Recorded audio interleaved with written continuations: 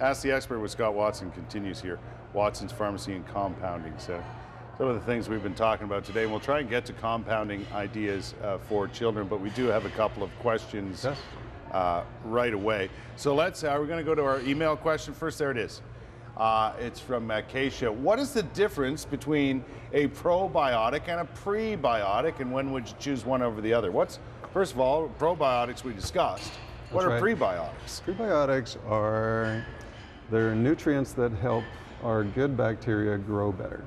Okay. So often, in fact, most of the products that I brought here today, they include a probiotic, the actual bacteria, Acidophilus. That's kind of the name that you might recognize. Right. And then they'll include something like a fructooligosaccharide, just this nutrient that is consumed by the bacteria to make it grow better. Gotcha. So when do I suggest? Well, when's a probiotic come in and when does a prebiotic? So far, most of my products that I recommend are just combinations of the two. So some people actually, I think, can take fructooligosaccharides and they make our own bacteria grow better. But I haven't differentiated the two. I just recommend them both together. Really? That's right. Okay.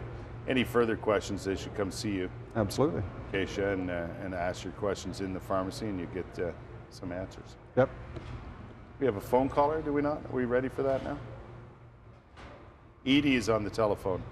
Edie, good morning. How are you?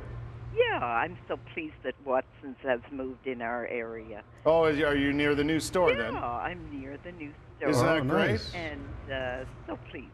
Haven't you been in for a visit yet, Edie? I wanted to ask a question for a long time. Some people have the tendency to have hard earwax. Yes. Now, is there something that you would suggest that the individual, that I've seen little syringes and they insert it sort of in the ear, and what kind of a solution would you recommend? Edie, have you tried any just simple mineral oil-based products? I haven't, but I want to. I've worked with the deaf, so I'm always cautious about stuff. So Yes. you're telling me mineral products would be good. Well, it doesn't even have to be a mineral oil. I've seen people just use simple vegetable oils or, any kind of oil. They're putting vegetable oil in their ear? They can do that. I mean, basically what you want is, because mineral wax is just a hardened form of oil. If you supplement your body with just an oil, that dissolves like. So it's actually going to help to dissolve that hard earwax problem. Really? Now, so that's... Wow, that's wonderful. And you can get a syringe. You could come into my pharmacy, I can give you a syringe, and you can just take a simple oil and put it in overnight, bedtime, put it in, leave it overnight. With a little cotton in there? That's right. That's right. Just a little bit. Absolutely. Wonderful. Thank you so much. And then, Edie, you can go to your doctor. If that's not helping, your doctor they'll actually spray water, just simple water, into your ear to help. To clean it out. It out. That's a very good question from Edie, and we appreciate that, Edie. Let's quickly, we have 2 minutes left, Scott. Let's go through some of these things. It's true, many of the medicines that are for children That's right. Need to be in liquid form. It's just the way it is. It is, and where we learn a lot about these formulas is actually in children's hospitals across Canada. Right. Toronto Sick Kids, Ottawa, CHEO.